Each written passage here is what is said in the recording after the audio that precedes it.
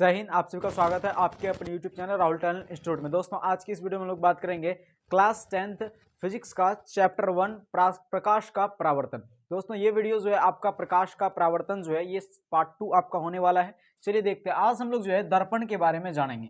दर्पण क्या होता है। देखिए हमने एक ये शीशा ले लिया, ठीक। ये एक शीशा जिसके कि आर पार हम देख सकते हैं। क्या है ये? हमने एक शीशा ले लिया जिसके आर पार हम इसका देख सकते हैं, ठीक। लेकिन इसके एक सतह को जब हम रजतित कर देते हैं यानी पेंट कर देते हैं, और ये जो पेंट करते हैं वो नॉर्मल रंग से नहीं करते हैं, बल्कि इसको पेंट जो है हम लोग सिल्वर नाइट्रेट से करते हैं। किसके? तो सिल्वर नाइट्रेट से जब इसे पेंट कर दिया जाता है, जिसका सूत्र होता है AgNO3। जब AgNO3 से एक सतह को शीशा के एक सतह को सिल्वर नाइट्रेट से जब पेंट कर दिया जाता है तो उसका जो एक सतह होता है वही हमारा दर्पण कहलाता है। समझ रहे हैं ना? तो इसका एक सतह जो है ये क्या होता है, इस तरह से जो है हम लोग इस पार से शकल अपना देख सकते हैं, यानी इस पार से हम अपना चेहरा देख सकते हैं। यानी कि यही सतह को जो है, यानी जो सतह जिस सतह से हम लोग अपना चेहरा देखते हैं उसी सतह को हम लोग परावर्तक सतह फिजिक्स में कहते हैं। क्या बोलते हैं इसे? परावर्तक सतह के नाम से इस चीज को जाना जाता है। और ये क्या है? तो ये रजतित सतह है, यानी इसको सिल्वर नाइट्रेट से पेंट किया हुआ होता है। ये चीज क्लियर है? तो देखिए ये क्या हो गया, एक शीशा है। जब शीशा का एक हिस्सा सिल्वर नाइट्रेट से पेंट कर दिया जाता है तो वही जो है क्या कहलाता है? दर्पण कहलाता है। जब शीशा का एक भाग को सिल्वर नाइट्रेट से पेंट कर दिया जाता है तो वो जो बनता है उसी को हम लोग क्या कहते हैं? दर्पण कहते हैं। क्लियर है? दर्पण जो है मुख्यतः अगर देखें तो 3 प्रकार का होता है। कितना प्रकार का? दर्पण मुख्यतः 3 प्रकार का होता है। कौन कौन सा दर्पण होता है? तो ध्यान से देखिए। पहला होता है उत्तल दर्पण, दूसरा होता है अवतल दर्पण, उत्तल दर्पण, अवतल दर्पण, और तीसरा होता है एक समतल दर्पण। यानी दर्पण टोटली कितना प्रकार का है? 3 प्रकार का। उत्तल दर्पण, अवतल दर्पण और समतल दर्पण। अब देखिए उत्तल दर्पण किसे कहते हैं। उत्तल दर्पण और अवतल दर्पण एक अलग टाइप का दर्पण है, इसके बारे में आगे हम लोग पढ़ेंगे। लेकिन समतल दर्पण कुछ अलग टाइप का दर्पण है। समतल दर्पण क्या होता है? तो समतल दर्पण जैसे आपने देखा, ये एक शीशा है। शीशा के एक सतह को अगर हम सिल्वर नाइट्रेट से पेंट कर दें तो ये क्या बन जाता है? समतल दर्पण। सम यानी बराबर, तल बराबर तल। देखिए ये क्या है? एक समतल दर्पण है। समझ रहे हैं ना? तो ये एक समतल दर्पण है और दर्पण ये एक क्या है? समतल दर्पण। अगर आपका इसका डेफिनेशन पूछे समतल दर्पण किसे कहते हैं तो आप सिंपल बोलिएगा जिसका परावर्तक सतह, ये क्या है? परावर्तक सतह है ना, तो परावर्तक सतह। तो आप सिंपल बोलिएगा जिसका परावर्तक सतह क्या हो? जिसका परावर्तक सतह समतल हो, जिसका परावर्तक सतह सीधा हो, उसे समतल दर्पण कहते हैं। क्लियर है यहां तक? तो समतल दर्पण आपने सीख लिया यहां तक। क्लियर है ना?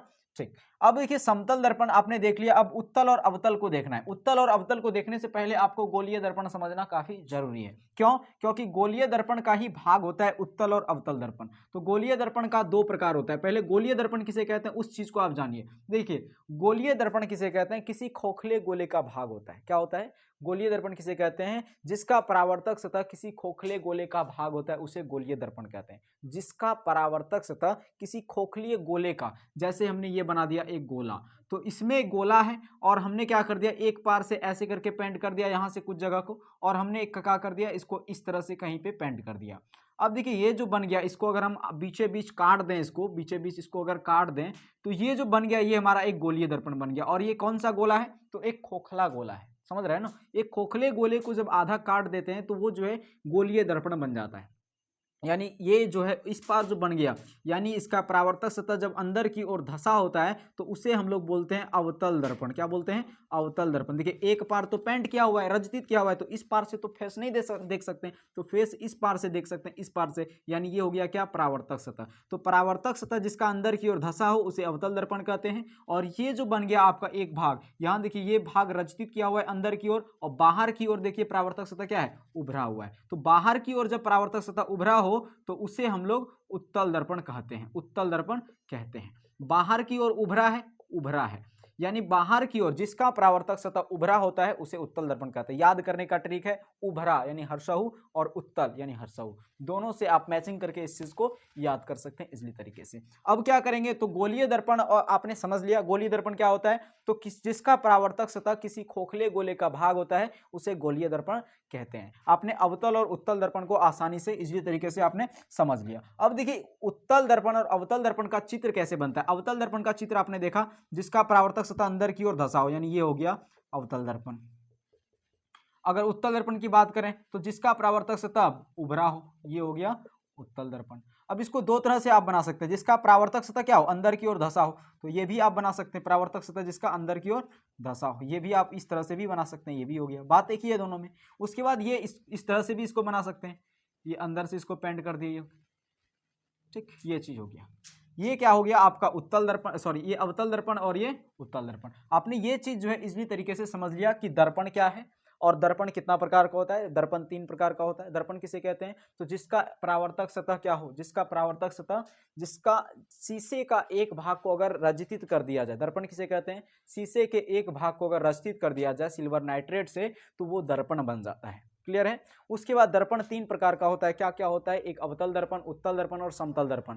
लेकिन उत्तल और अवतल दर्पण का एक और नाम है, क्या नाम है, तो गोलीय दर्पण। गोलीय दर्पण किसे कहते हैं, तो जिसका परावर्तक सतह किसी खोखले गोले का भाग होता है उसे गोलीय दर्पण कहते हैं। ये चीज आपने इजली तरीके से सीख लिया। अब जो है हम लोग अगला पॉइंट पढ़ेंगे, उस चीज को अब देखेंगे, इसका आप एक स्क्रीनशॉट ले सकते हैं। हाँ तो दोस्तों अब हम लोग जो है अगला टॉपिक को देख लेते हैं। अगला टॉपिक बेहद इंपॉर्टेंट है, जो कि आपको फर्स्ट चैप्टर में बहुत अच्छा जो है ग्रेस मार्क आपको दिलाएगा। तो ध्यान से समझिएगा इस टॉपिक को, तभी जाके आप जो है अच्छा खासा नंबर यहां से आप अर्न कर सकते हैं। देखिए यहां से पहला टॉपिक है कि गोलीय दर्पण में मुख्य बिंदु।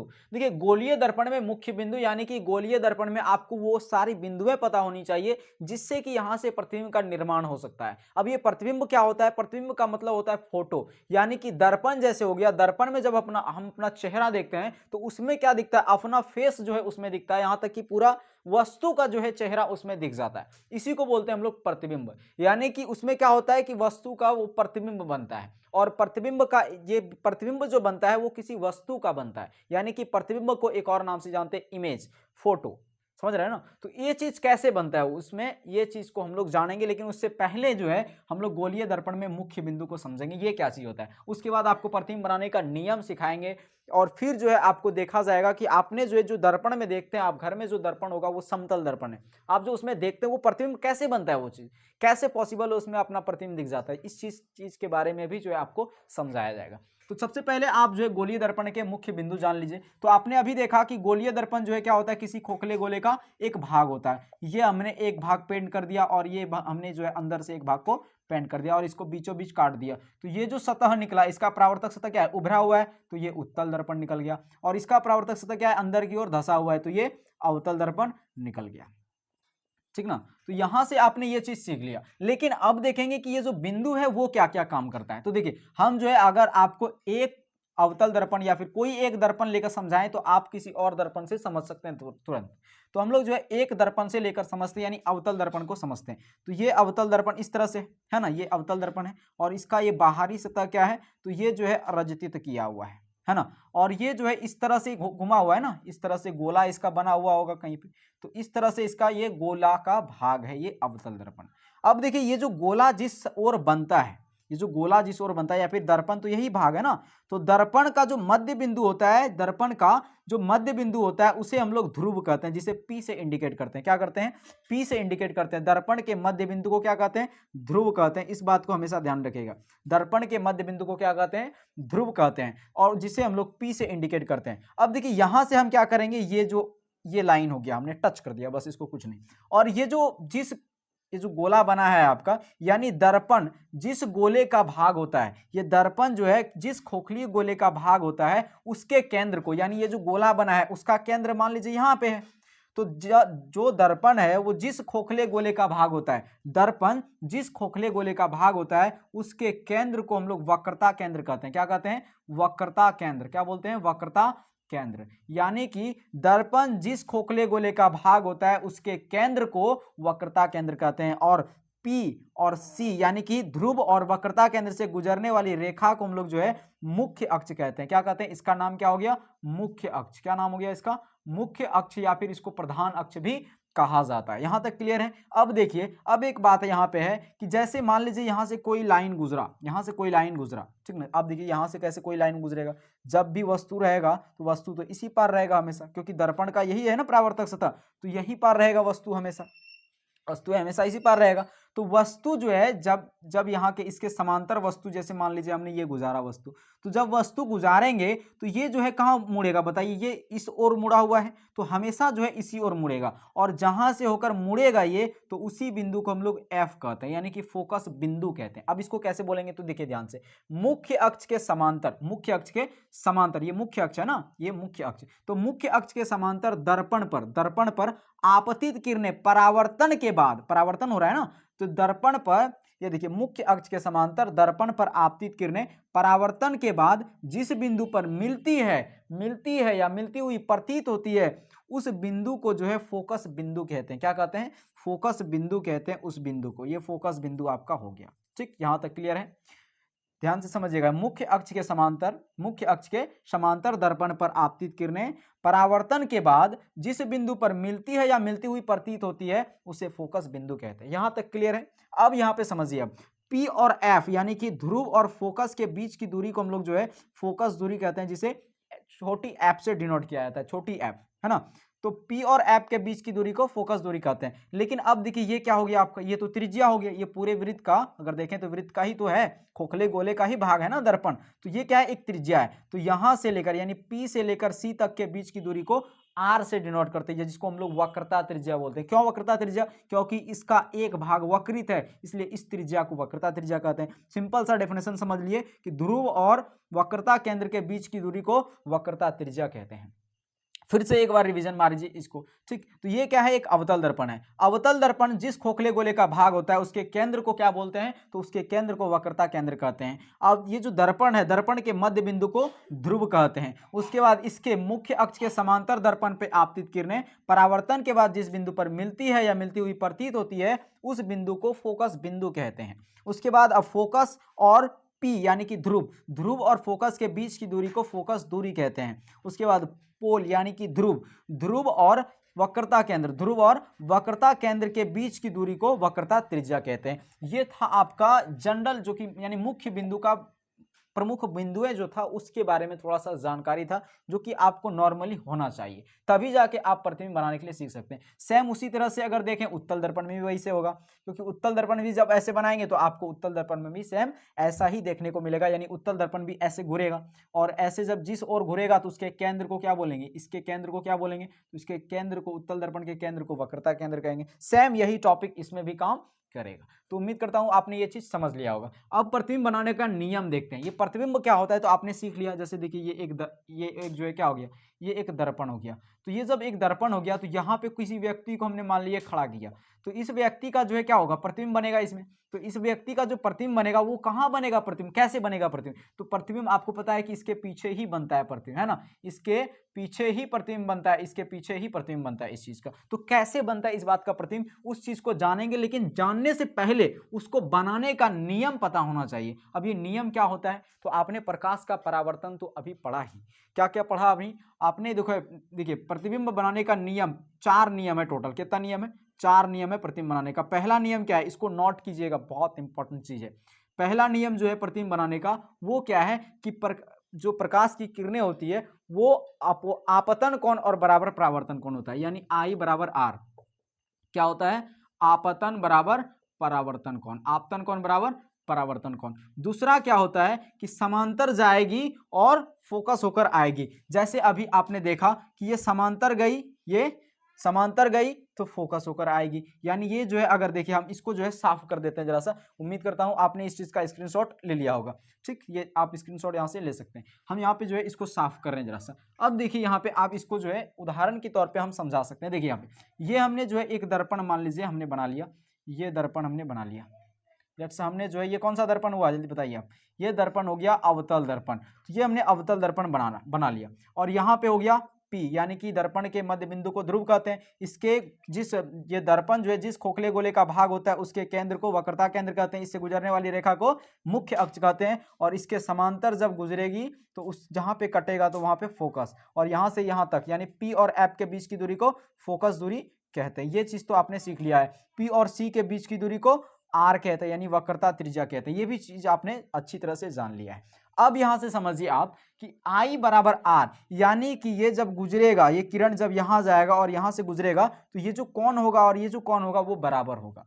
उसके बाद दूसरा नियम क्या है कि जब दर्पण के मुख्य अक्ष के समांतर, यानी कि जब किरणें दर्पण के समांतर आएगी तो फोकस होकर गुजर जाएगी। दूसरा नियम यह है कि समांतर आएगी, किरणें समांतर आएगी तो फोकस होकर जाएगी, तो फोकस होकर जाएगी, फोकस होकर जाएगी, किरणें समांतर आएगी, फोकस होकर जाएगी। दूसरा नियम ये हो गया। तीसरा नियम क्या होता है? तीसरा नियम समझिए आप, देखिए समांतर आएगी फोकस होकर जाएगी, लेकिन फोकस होकर आएगी तो समांतर जाएगी, फोकस होकर जब आएगी तो समांतर जाएगी। तो ये भी उल्टा हो जाएगा आपका कि फोकस से आएगी, फोकस से आएगी तो समांतर जाएगी, तो समांतर जाएगी, फोकस से आएगी समांतर जाएगी। ये चीज आप जो है उल्टा कर सकते हैं। ये एक नियम हो गया आपका, यानी 3 नियम आपने टोटली पढ़ लिया। चौथा नियम क्या है? तो चौथा नियम है कि जब किसी वस्तु से किरणें सी से होकर जाती है तो सी पर ही लौट जाती है बिना मुड़े। देखिए सी पर ये जा रहा है किरण, मान लीजिए ये किरण सी पर जा रहा है, अभी आपको समझ में नहीं आ रहा होगा, लेकिन जब प्रतिबिंब का निर्माण करेंगे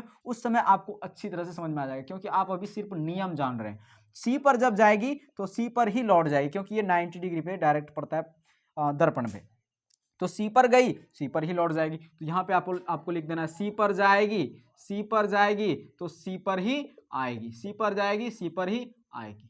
ये 4 नियम है, मोस्ट इंपॉर्टेंट नियम है। इस चीज को आप जो है स्क्रीनशॉट आप इसका ले सकते हैं। ठीक, यहां तक हमने देख लिया गोलीय दर्पण में प्रतिबिंब बनाने का नियम तक हमने जो है क्लियर कर लिया। अब जो है एक एक टॉपिक पे हम लोग प्रतिबिंब रखेंगे और उन सभी चीजों को बनाने का प्रयास करेंगे, यहां तक कि सीखेंगे भी इस चीज को। तो उम्मीद करता हूं आपने इस चीज का स्क्रीनशॉट ले लिया होगा। अब हम लोग इस चीज को साफ कर लेते हैं। हाँ तो दोस्तों, अब हम लोग जो है दर्पण में प्रतिबिंब बनाने का नियम सीख लिए। अब जो है हम लोग क्या करेंगे, दर्पण में प्रतिबिंब बनाएंगे, यानी उस नियम को, चारों नियम को फॉलो करते हुए दर्पण में प्रतिबिंब कैसे बनता है उन चीज को अब हम लोग जो है सीखेंगे। चलिए देखते हैं। अब आपको ध्यान देना है, सबसे पहले आपको अवतल दर्पण सीखना है। अवतल दर्पण क्यों? क्योंकि देखिए अवतल दर्पण अगर आप सीख लेंगे तो उत्तल दर्पण बहुत आसान हो जाएगा। हालांकि उत्तल दर्पण भी आपको बताया जाएगा, थोड़ा सा डिफिकल्ट है लेकिन बहुत आसान ये चीज है, आपको बस ध्यान से देखते जाना है, समझ जाएंगे आप इस चीज को। लेकिन इससे पहले आपको जो है ये चीज के बारे में हमने बता दिया कि ये चीज जो है आपका, ये क्या है, एक अवतल दर्पण है ना। तो अवतल दर्पण हम यहाँ पे पहले बना लेते हैं।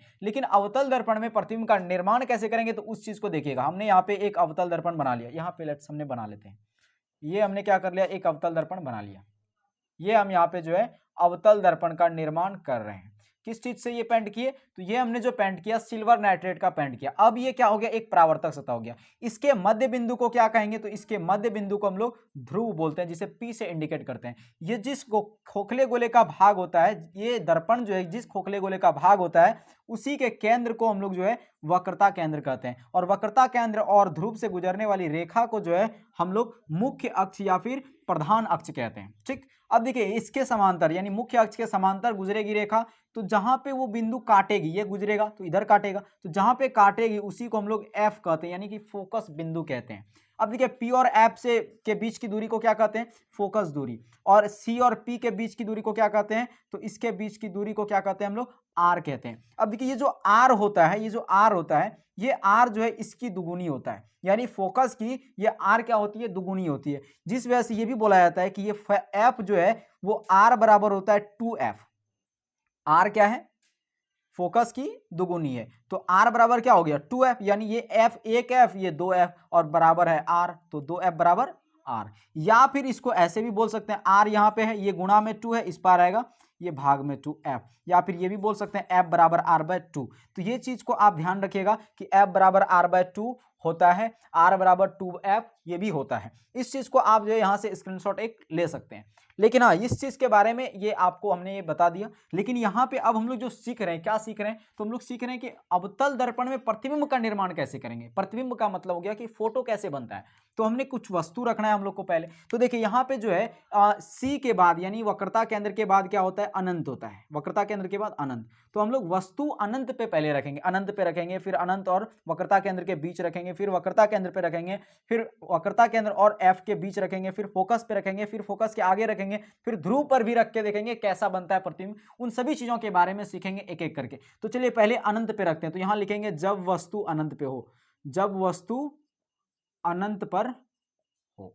तो जब वस्तु अनंत पर होगा तो प्रतिबिंब कहां बनेगा, उसको उस चीज को आप ध्यान से फोकस करिएगा। देखिए वस्तु कहां है, तो अनंत पर हमने यहां पे रख दिया वस्तु, ये हमने क्या कर दिया, एक वस्तु रख दिया। ठीक, वस्तु जब अनंत पे होगा तो हमने यहां क्या कर दिया, अनंत पे रख दिया, वस्तु तो अनंत पे रख दिया। ठीक, नाम दे देते हैं इसका, ए और बी हमने नाम दे दिया, ए और बी हमने वस्तु का नाम दे दिया। ये चीज आपने देख लिया। अब क्या करेंगे, देखिए इस वस्तु से अब नियम लगाएंगे, नियम लगाएंगे आई बराबर आर। तो देखिए आई बराबर आर, यहां पे ही जब भी परावर्तन करेगा, जब भी प्रकाश परावर्तित सही बिंदु से करेगा तो वो आई यहां से करेगा और इधर निकल जाएगा। हालांकि इस सभी चीजों का जरूरत नहीं है, तो हम यहाँ पे फिलहाल इसको मिटा दे रहे हैं। देखिए आई बराबर आर, जब इसको इधर से काटेंगे तो ये इधर गुजर जाएगा, यानी कि उसी किरण से गुजर जाएगा। तो इसको गुजारने से पहले अगर आप ये गुजारें, समांतर जाएगी तो एफ से होकर आएगी, तो वो भी हो जाएगा। समांतर जाएगी एफ से होकर आएगी, तो लगा दीजिए। देखिए सब नियम, चारों नियम फॉलो नहीं होता है, आपको बता दिए चारों नियम फॉलो नहीं होता है। चार में से दो या तीन या फिर चारों किसी किसी चीज में लग जाता है, लेकिन हमको जो अच्छा लगे आपको वैसा ही लगाइए। तो हम समांतर जाएगी तो एफ से आएगी वो लगाते हैं। तो ये मुख्य अक्ष के समांतर जब जाएगी, तो जब भी किरण जाएगी तो वो दर्पण के ऊपर से, यानी टॉर्च जब जलाएंगे तो दर्पण वो जो है आपका वस्तु जो है उसके ऊपर से जलाएंगे। तो जब इसके ऊपर से टॉर्च जलाए तो यहाँ पड़ा कर प्रकाश, और जब समांतर जाएगी तो फोकस होकर गुजरेगी। ये फोकस होकर गुजर गया, और जब फोकस होकर गुजरी उसके बाद क्या होगा, देखिए ये क्या है, ये एफ से होकर गया है ना, ये एफ से होकर सॉरी समांतर गया तो फोकस होकर आया, समांतर गया तो फोकस होकर आया। लेकिन ये चीज जो है आपका फॉलो नहीं हो सकता है, क्योंकि दिक्कत आएगा, फिर इस चीज को आप छोड़ दीजिए। लेकिन हाँ अगला लगा के देखिए, अगला अगर आप लगाएं तो ये वाला लगा सकते हैं, आई बराबर आर, यानी ये समांतर यहां जाएगा, यहां गया तो ऐसे गुजरेगा, है ना। यानी कि ये यहाँ पे क्या है, आई है और यहाँ पे आर है। ये चीज हमने आपको निकाल लिया, यानी ये आपतित किरण, ये परावर्तित किरण, ये चीज लगा लिया आपने। उसके बाद जो है आप क्या लगा सकते हैं, देखिए समांतर जाएगी एफ से होकर आएगी, तो समांतर जाएगी एफ से होकर आएगी, ये भी लगा सकते हैं। या तो एफ से जाएगी समांतर आएगी, एफ से इस तरह से ऐसे करके एफ से आप जा सकते हैं, ऐसे करके जब एफ से जाएंगे समांतर आएगा, तो दो जगह किरण काटेगा तो दिक्कत आ जाएगा। इसलिए सी से आएगी, ये वाला लगा दीजिए आप। तो सी से होकर यानी यहां से होकर आएगी, तो यहां से होकर अगर आप ऐसे करके कटाएं तो यहां पे कट रहा है किरण, है ना। सी से जब आएगी तो क्या हो जाएगा, सी पर ही लौट जाती है। तो सी से आ रहा है, दर्पण से टकराकर सी पर ही लौट जाएगा, यानी कहीं टकराएगा नहीं। तो ये जो बन रहा है, कहां बन रहा है, फोकस पे बन रहा है। कहां बन रहा है, जो इसका जो प्रतिबिंब बना कहां बना, फोकस पे बना। यानी देखिए ए यहाँ पे है तो ए यहाँ पे ए डैश का दिए, बी यहाँ पे इसका मुंह है तो हमने बी इसको बी डैश का दिया। यानी क्या हो रहा है कि वस्तु का ये जस्ट उल्टा बन रहा है, वस्तु का ये जस्ट उल्टा प्रतिबिंब यहाँ पे बन रहा है। तो यहाँ पे अब क्या करेंगे, प्रतिबिंब विशेषता लिखेंगे। क्या लिखेंगे, प्रतिबिंब विशेषता या फिर प्रतिबिंब विवेचना लिखेंगे कि हमारा प्रतिबिंब कैसा बना भाई, और कहाँ बना प्रतिबिंब जब हम अनंत पे रखे। तो ये चीज अब लिखेंगे, इसी को बोलते हैं प्रतिबिंब विवेचना। क्या बोलते हैं, प्रतिबिंब विवेचना। उसी चीज को लिखेंगे, प्रतिबिंब विवेचना। प्रतिबिंब विवेचना क्या बने, सबसे पहले आपको लिखना है कहाँ, क्या कहाँ, तो वस्तु हम प्रतिबिंब कहाँ बना, तो प्रतिबिंब कहाँ बना, देखिए एफ पे बना, एफ पर। ठीक, प्रतिबिंब कहाँ बना, एफ पर, प्रतिबिंब कहाँ बना, एफ पर। उसके बाद आपको लिखना है आकार। ये जो आकार है वो प्रतिबिंब का कैसा है, देखिए वस्तु इतना बड़ा, प्रतिबिंब छोटा। तो क्या लिखेंगे आप, सबसे छोटा। क्या लिखेंगे, सबसे छोटा। उसके बाद आपको लिखना है प्रकृति। प्रकृति मतलब क्या, कि उसका नेचर क्या है, यानी वो क्या है कि उल्टा है या सीधा है। देखिए ये वस्तु है और ये यहाँ पे प्रतिबिंब बना है, तो वस्तु का प्रतिबिंब यहाँ पे बना तो उल्टा बना कि सीधा, उल्टा ही बना है। यहाँ पे लिखेंगे प्रकृति में उल्टा बना। लेकिन जब उल्टा होता है तो हमेशा जब उल्टा होता है तो उसी को बोलते हैं हम लोग वास्तविक प्रतिबिंब। क्या बोलते हैं, वास्तविक प्रतिबिंब। प्रतिबिंब बोलिए, फोटो बोलिए, समझ रहे हैं ना, ये चीज हो गया। तो वास्तविक प्रतिबिंब यानी प्रकृति कैसा हो गया, उल्टा, वास्तविक प्रतिबिंब। क्लियर है यहां तक। उसके बाद ये चीज आपने निकाल लिया। उसके बाद क्या करेंगे, अब वस्तु को हम लोग जब यहां पे रखेंगे यानी अनंत और सी के बीच, तो यहां पे लिखते हैं जब वस्तु अनंत व सी के बीच हो, सी के बीच हो, जब वस्तु अनंत और सी के बीच हो। तो रख के देखते हैं अब हम लोग अनंत और सी के बीच। ये हमने यहाँ पे एक यानी अवतल दर्पण बना लिया, इसको हम लोग रचित कर दे रहे हैं। ये हमने रचित कर दिया, किससे रचित कर रहे हैं, तो सिल्वर नाइट्रेट से हमने इसको रचित कर दिया। इसके मध्य बिंदु को क्या कहेंगे, ध्रुव कहेंगे। ये जो बन रहा है इसका जिस खोखले गोले का भाग है उसके केंद्र को क्या कहेंगे, वक्रता केंद्र कहेंगे। इससे गुजरने वाली रेखा को क्या कहेंगे, तो इससे गुजरने वाली रेखा को मुख्य अक्ष कहेंगे। और यहाँ पे हो गया अनंत, और अब वस्तु हम लोग रखेंगे अनंत के बाद, यानी कि सी और अनंत के बीच हम लोग वस्तु रख दी। ये हमने वस्तु रख दिया, ठीक। ये वस्तु जब रखे अब क्या करेंगे, नियम लगाएंगे हम लोग, और इसके बीच में क्या होता है, फोकस होता है, ठीक। ये चीज हो गया। अब नियम लगाएंगे, वस्तु कहाँ रखें, तो अनंत और सी के बीच रखें। नियम लगाएंगे, देखते हैं प्रतिबिंब कहाँ बनता है। तो चलिए नियम लगा देते हैं। नियम पहला कोई सा भी नियम लगा दीजिए आप। तो नियम हम लगाएंगे, समांतर जाएगी एफ से आएगी। ये बहुत फेवरेट नियम है। देखिए समांतर जाएगा तो एफ से होकर आएगा, ये हमने समांतर भेजा तो एफ से होकर गुजर गया, ये चीज एफ से होकर आ गया। समांतर गया, एफ से होकर आ गया। उसके बाद लगाएंगे क्या, तो उसके बाद लगाना है, देखिए समांतर जाएगी एफ से होकर आएगी। उसके बाद ये भी लगा सकते हैं कि एफ से जाएगी तो समांतर आएगी, तो एफ से गया, ये एफ से गया तो कहाँ से आएगा भाई, समांतर आएगा, ये समांतर आ गया, यानी ये एफ से गया और समांतर आ गया। क्लियर है यहाँ तक। अब देखिए ये जो कटा, जहां पे ये वस्तु यानी कि ये जो किरण है, ये किरण जहां पे दोनों आपस में कटती है वहीं पे प्रतिबिंब बनता है। समझ रहे हैं ना, जहां पे आपस में वस्तु कट रहा है वहीं पे प्रतिबिंब बनता है। अब बताइए ये छोटा प्रतिबिंब बना है या इसके बराबर बना है। देखिए ये यहाँ इस साइज का है और यहाँ पे देखिए इससे थोड़ा सा छोटा है, और यहाँ पे अगर आप देखें ध्यान से तो यहाँ पे इस साइज का था जबकि यहाँ पे बहुत छोटा था, यानी बहुत छोटा एक तरह से बोल सकते हैं। तो ये क्या हो रहा है कि छोटा बना है इसका प्रतिबिंब, यानी इसका जो प्रतिबिंब बना है बहुत छोटा नहीं बना है बल्कि छोटा बना है। नाम दे दिए ए और बी, वस्तु का नाम ए और बी। तो ये पैर है, यहाँ पे देखिए ए डैश इसका चित्र बना है, बी है यहाँ पे तो बी डैश इसका चित्र बना है। अब क्या करेंगे, प्रतिबिंब विवेचना करेंगे। प्रतिबिंब विवेचना तो लिखते हैं यहाँ पे प्रतिबिंब विवेचना, प्रतिबिंब विवेचना, प्रतिबिंब विवेचना। अब प्रतिबिंब विवेचना में क्या करेंगे भाई, जो चीज हमारा बना है, कहाँ बना प्रतिबिंब तो वो लिखेंगे। कहाँ बना प्रतिबिंब, जब वस्तु अनंत और सी के बीच हो तो प्रतिबिंब कहाँ बना था, सी और एफ के बीच, सी और एफ के बीच, सी एंड एफ के बीच बना है ना, सी और एफ के बीच बना। लेकिन आकार कैसा है, तो आकार देखिए वस्तु से क्या था, वस्तु से छोटा है, सबसे छोटा नहीं है लेकिन वस्तु से छोटा है। सबसे छोटा कब बनेगा, जब अवतल दर्पण में वस्तु कहाँ हो, अनंत पे हो, तब जाके फोकस पे बनता है।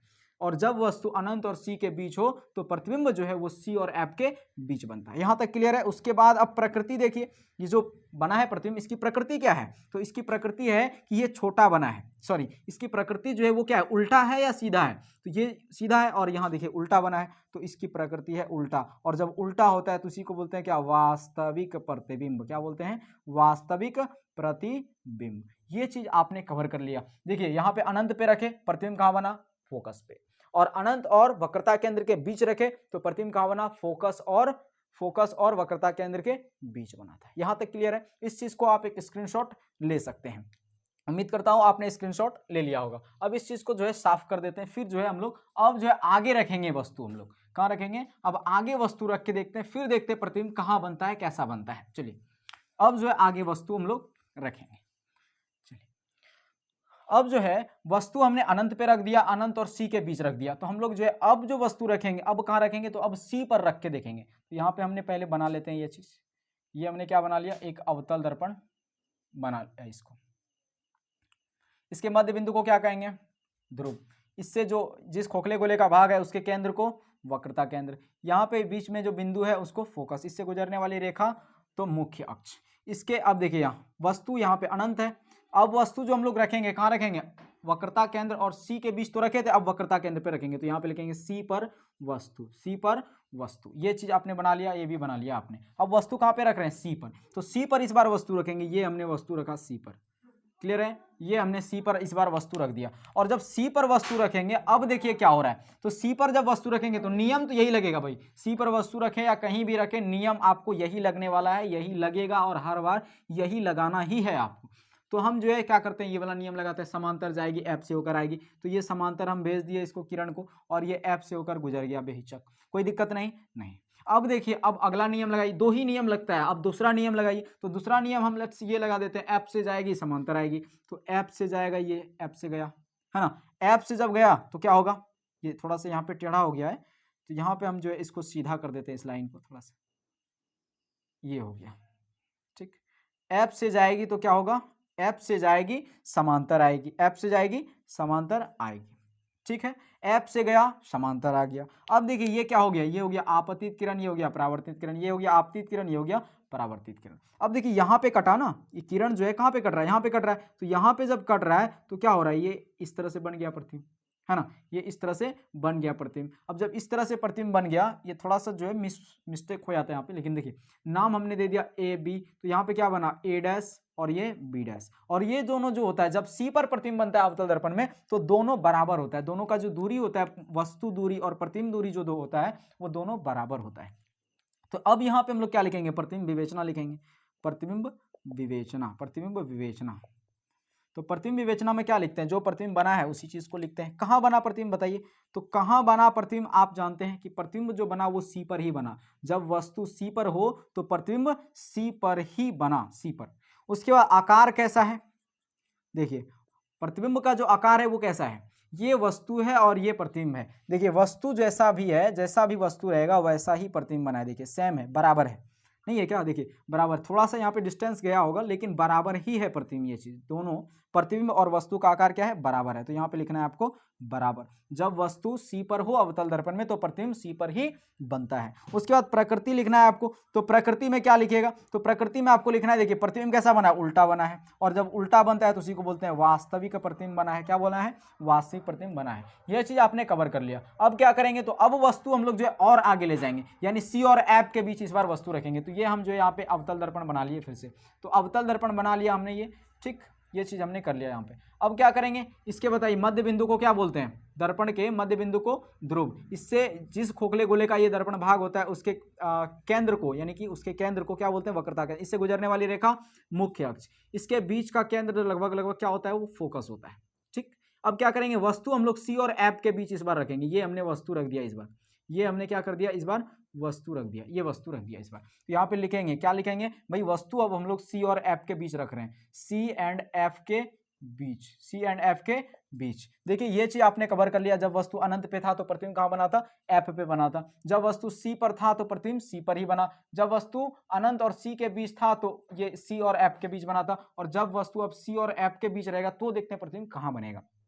तो देखिए नियम लगाना, यही चारों में से कोई दो नियम लगाना है आपको, तो लगा दीजिए। सबसे पहला कोई और नियम लगा दीजिए, सबसे फेवरेट तो यही है कि समांतर जाएगी एफ से आएगी, तो हमने ये कर दिया, समांतर गया एफ से होकर आया। थोड़ा सा ये जो है डिस्टेंस थी हो गया, तो चलिए देख लेते हैं इसको। ये समांतर गया और ये एफ से होकर इधर गुजर गया। क्लियर है यहाँ तक, ठीक। ये हो गया आपतित किरण, ये हो गया परावर्तित किरण। अब क्या करेंगे, एफ से जाएगा तो समांतर आएगी, एफ से जाएगी तो समांतर आएगी। यहां जब वस्तु रखें तो प्रतिबिंब देख लीजिए ध्यान से। अब इस चीज को कहां बनेगा ये प्रतिबिंब, है ना। देखिए ये चीज तो गुजर गया भाई। अब देखिए एफ से जाएगी समांतर आएगी, एफ से जाएगी समांतर आएगी। अब यहाँ पे क्या होता है, अनंत होता है ना। तो एफ से जाएगी समांतर आएगी, ये हमने एफ से भेज दिया इस चीज को। जब एफ से भेजा तो क्या होगा, समांतर जाएगा, ये हमने समांतर इस चीज को भेज दिया। और जब समांतर इस चीज को भेज रहे, थोड़ा सा यहाँ पे मतलब दूरी थोड़ा सा इथी हो गया, तो हम जो है सीधा इस चीज को खींच लेते हैं यहाँ पे, ये हो गया यहाँ पे, ठीक। ये चीज हो गया। अब दोनों का बीच का डिस्टेंस, ये रेखा और ये रेखा, ठीक है। अब देखिए ये जो बना आपका यहाँ पे बना लगभग लगभग, है ना। अब देखिए वस्तु इतना सा और प्रतिबिंब इतना बड़ा बन रहा है, तो नाम दे देते हैं ए बी, इसका नाम क्या हो गया ए डैश, इसका नाम बी डैश, ठीक। अब यहाँ पे लिखेंगे प्रतिबिंब विवेचना, तो लिख देते हैं यहाँ पे प्रतिबिंब विवेचना, प्रतिबिंब विवेचना। ये चीज हमने क्या कर लिया, प्रतिबिंब यहाँ पे बना लिया। प्रतिबिंब विवेचना में क्या लिखेंगे, सबसे पहले लिखते हैं कहाँ बना प्रतिबिंब भाई, जब वस्तु सी और एफ के बीच था तो प्रतिबिंब कहाँ बना, सी और अनंत के बीच बना। प्रतिबिंब कहाँ बना, सी और अनंत के बीच बना। यहाँ पे लिखना सी एंड अनंत के बीच, सी एंड अनंत के बीच। अब लिखना है आकार कैसा था, तो आकार देखिए भाई कैसा है, आकार है वस्तु से बड़ा, तो यहाँ पे लिखना है बड़ा, ठीक। उसके बाद प्रकृति कैसा है इसका, तो प्रकृति आपको पता है उल्टा है, वस्तु से क्या है, उल्टा है। और जब उल्टा होता है तो उसी को बोलते हैं वास्तविक प्रतिबिंब। क्या बोलते हैं, वास्तविक प्रतिबिंब। हालांकि अभी आपको प्रतिबिंब पढ़ाए नहीं है, लेकिन अगर पढ़ा भी देते तो समझ में नहीं आता प्रतिबिंब है क्या, लेकिन अब आपको समझ में आ रहा होगा प्रतिबिंब एक्चुअल में होता क्या चीज है। उसके बाद अब जो है प्रतिबिंब के बारे में बता भी दिया जाएगा हालांकि, लेकिन हाँ ये चीज आपने सीख लिया कि जब वस्तु सी और एफ के बीच रहेगा तो प्रतिबिंब कहाँ बनेगा, अनंत और सी के बीच बनता है। ये चीज क्लियर है। उसके बाद अब जो है वस्तु आगे बढ़ाएंगे, यानी एफ पे रखेंगे तब देखेंगे प्रतिबिंब कहाँ बनता है। फिर आगे बढ़ाएंगे एफ और पी के बीच रखेंगे तब देखते हैं प्रतिबिंब कहाँ बनता है। इस चीज को आप क्लियर कर लिए होंगे उम्मीद करता हूं। इसको मिटा देते हैं आप, ठीक। इसका एक स्क्रीनशॉट आप ले सकते हैं यहां से।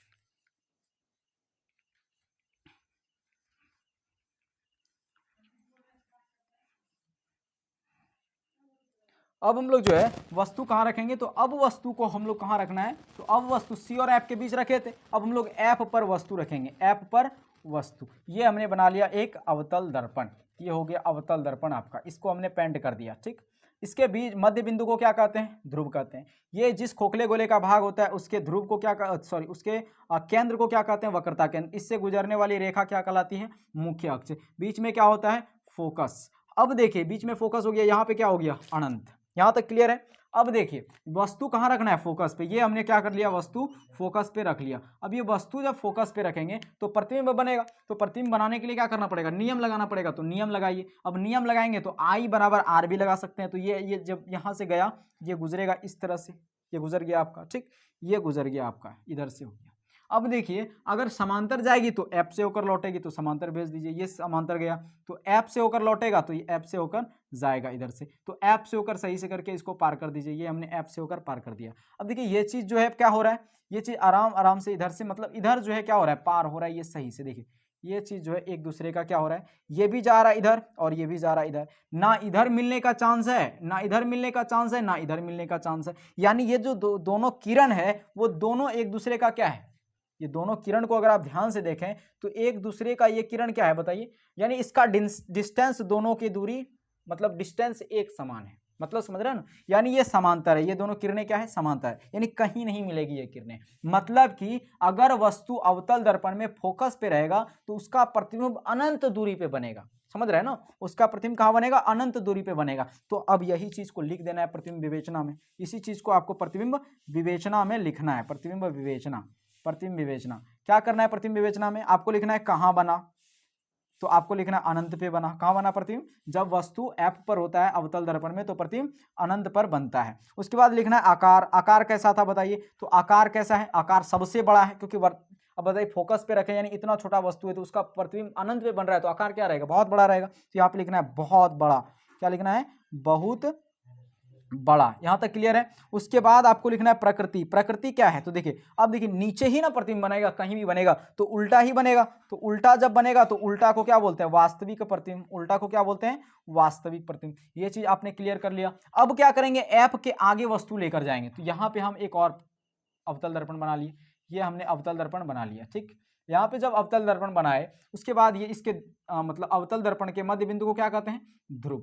अब बताइए जिस खोखले गोले का भाग होता है उसके केंद्र को क्या बोलते हैं, तो वक्रता केंद्र। अब देखिए ये वक्रता केंद्र और पी से गुजरने वाली रेखा को क्या कहते हैं, मुख्य अक्ष, है ना, मुख्य अक्ष। अब देखिए सी और पी के मध्य में लगभग लगभग क्या होता है, एफ होता है। क्लियर है यहाँ तक। अब बताइए, अब इसमें वस्तु जो हम लोग रखेंगे कहाँ रखेंगे, एफ और पी के बीच रखेंगे। यानी यहाँ पे हमने यहाँ पे हमने जो है एक वस्तु रख दिया। मान लीजिए ये हमने वस्तु रख दिया यहाँ पे। जब यहाँ पे वस्तु रखते हैं तो नियम लगाना पड़ेगा प्रतिबिंब बनाने के लिए, तो नियम लगाते हैं। अब देखिए इस चीज का नाम हमने नहीं दिया था, ए और बी दे दिया। अब वस्तु तो इसका कहीं बनेगा, मतलब कहीं ना कहीं बनेगा ही। चलिए हो गया। अब यहाँ पे देखिए ये चीज जो है क्या करेंगे, नियम लगाना है। तो नियम लगाइए, आई हो गया, ये आई हो गया आपका, ये जाने वाली किरण है ना, और ये हो गया क्या, गुजर के लौटेगा इस तरह से, ऐसे करके गुजर गया, ये चीज हो गया। अब क्या करेंगे, तो अभी और नियम लगाइए। अब कौन सा नियम लगाएंगे, तो देखिए अगर हम ये लगा दें समांतर जाएगी एफ से गुजरेगी, तो ये देखिए इस वस्तु को काट देगा। तो वस्तु से जब काटेगा तो प्रतिबिंब मतलब जो किरण है वो तो आएगा नहीं, क्योंकि वस्तु रोक लेगा उसको। तो अब क्या करेंगे, सी पर से आएगी, सी पर ही लौट जाएगी। ये वाला लगा सकते हैं, सी पर आएगी, सी पर ही लौट जाएगी। तो ये वाला लगा दीजिए आप। ये सी पर आया पहले किरण, क्या हुआ, सी पर ये किरण जो है दर्पण से भेजे, और ये क्या हुआ, सी पर से आया और सी पर ही क्या हुआ कि लौट गया। यानी सी पर आया और सी पर ही क्या हो गया, लौट गया। यानी ये इस तरह से कुछ है और ये कुछ इस प्रकार से है। अब बताइए ये किरण जो जो इसका डिस्टेंस, यानी ये किरण इधर जा रहा है और ये किरण उधर जा रहा है, तो ये जो दूर भागते जाएगा तो इसके बीच का डिस्टेंस क्या होता जाएगा, दूर होते जाएगा। लेकिन इस सिचुएशन में कोई संभावना नहीं है कि ये किरण और ये किरण कभी मिलेगा, कभी नहीं मिलेगा। तब इस सिचुएशन में क्या करते हैं कि उस चीज को कल्पना कर लेते हैं हम लोग, यानी इधर आगे बढ़ाएंगे तो ये किरण और ये किरण कहीं ना कहीं जाके मिलेगा। तो यहां पे मिल गया। अब बताइए जब यहां पे मिला तो इसका प्रतिबिंब क्या बना, यहां पे बना। यानी कि यहां पे जब अवतल दर्पण में वस्तु एफ और पी के बीच होता है तो प्रतिबिंब कहां बनता है, दर्पण के पीछे बनता है, दर्पण के पीछे। और यहां देखिए पैर है तो इसको हमने ए डैश कह दिया, ये मुख है तो इसके हमने बी डैश कह दिया। समझ रहे हैं ना। तो देखिए बहुत बड़ा प्रतिबिंब बन रहा है, यानी अवतल दर्पण में कई तरह का प्रतिबिंब बन चुका है। समझ रहे हैं ना। तो अब क्या करेंगे, प्रतिबिंब विवेचना लिख दीजिए आप। प्रतिबिंब विवेचना यहाँ पे लिख देना है आपको, प्रतिबिंब विवेचना। ये क्या था, ये था एफ पर जब वस्तु रहेगा तो प्रतिबिंब कहाँ बनेगा। ये चीज आपने देख लिया आराम से। अब देखिए क्या करेंगे, तो प्रतिबिंब हो गया विवेचना, प्रतिबिंब विवेचना कर देते हैं हम लोग। प्रतिबिंब विवेचना में क्या लिखेंगे, पहले प्रतिबिंब कहाँ बना। अब देखिए कहाँ बना, दर्पण के पीछे, दर्पण के पीछे। अब इस पीछे तो नाम कोई नहीं है तो लिख देना सिंपल सा, दर्पण के पीछे बना। अब आकार कैसा है, ये प्रतिबिंब जो है वो आकार कैसा है, वस्तु से बड़ा, तो यहाँ लिख देना है वस्तु से बड़ा, वस्तु से बड़ा इसका आकार है। उसके बाद लिखना है प्रकृति, प्रकृति क्या है बताइए, तो ये जो प्रतिबिंब बना है इसकी प्रकृति क्या है, सीधा बना है ना। और जब सीधा बना है, देखिए ये सीधा ये तो बना है, और जब सीधा बना है तो सीधा जब बनता है तो उसी को बोलते हैं हम लोग आभासी प्रतिबिंब या फिर काल्पनिक प्रतिबिंब। आभासी को ही काल्पनिक कहा जाता है, हालांकि आभासी या फिर काल्पनिक प्रतिबिंब। इस चीज को याद करने का ट्रिक क्या है, देखिए आभासी या फिर सीधा, सीधा में भी सी, आभासी में भी सी, इस चीज से आप इस चीज को याद रख सकते हैं। तो ये था आपका तरीका, यानी कि हमने एफ पर जब वस्तु रखा तो प्रतिबिंब कहाँ बना, तो एफ पर रखा तो अनंत पर प्रतिबिंब बना, लेकिन जब एफ और पी के बीच रखा, एफ एंड पी के बीच, तो प्रतिबिंब कहाँ बना भाई, तो वस्तु अति दर्पण के पीछे बन गया। तो ये 6 नियम आपने पढ़ लिया अवतल दर्पण का, ये चीज आपने क्लियर कर लिया होगा। हालांकि ये चीज जो है आपने क्लियर कर लिया होगा। अब दोस्तों जो है इसका एक आप स्क्रीनशॉट ले सकते हैं, इस चीज को आपने आराम से समझ गया होगा, लेकिन अगर नहीं समझे तो आप जो है फिर से इस वीडियो को देखिए, स्पीडली आप आराम से समझ ही गए होंगे। तो दोस्तों अब जो है उत्तल दर्पण में प्रतिबिंब का कैसे निर्माण होता है, साथ साथ प्रतिबिंब क्या होता है, उत्तल एंड अवतल दर्पण का उपयोग कहाँ कहाँ होता है, इन सभी चीजों के बारे में नेक्स्ट वीडियो में हम लोग बात करेंगे। मिलते हैं अगले वीडियो में, तब तक के लिए जय हिंद, जय भारत।